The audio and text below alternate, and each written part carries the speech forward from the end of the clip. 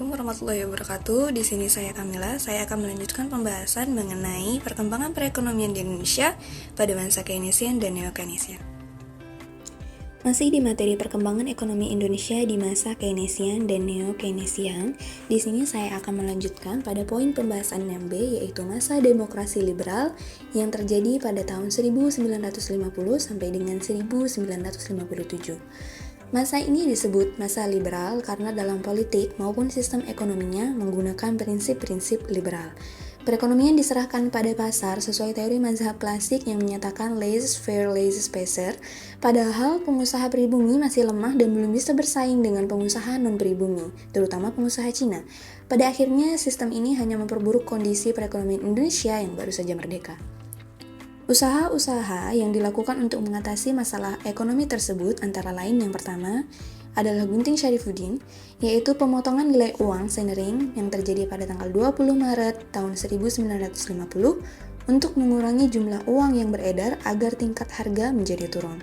Selanjutnya ada program benteng yang dilakukan oleh Kabinet Nasir, yaitu upaya menumbuhkan wirausahaan pribumi dan mendorong importir nasional agar bisa bersaing dengan perusahaan impor asing dengan membatasi impor barang tertentu dan memberikan lisensi impornya hanya kepada importir.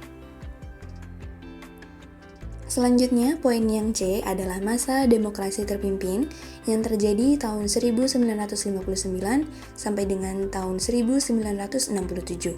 Akibat dari dekret Presiden pada tanggal 5 Juli 1959, maka Indonesia menjalankan sistem demokrasi terpimpin dan struktur ekonomi Indonesia menjurus pada sistem etatisme, atau artinya segalanya diatur oleh pemerintah.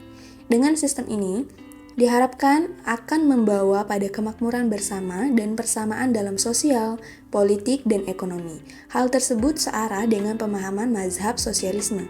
Akan tetapi kebijakan-kebijakan ekonomi yang diambil pemerintah di masa ini belum mampu memperbaiki keadaan ekonomi di Indonesia.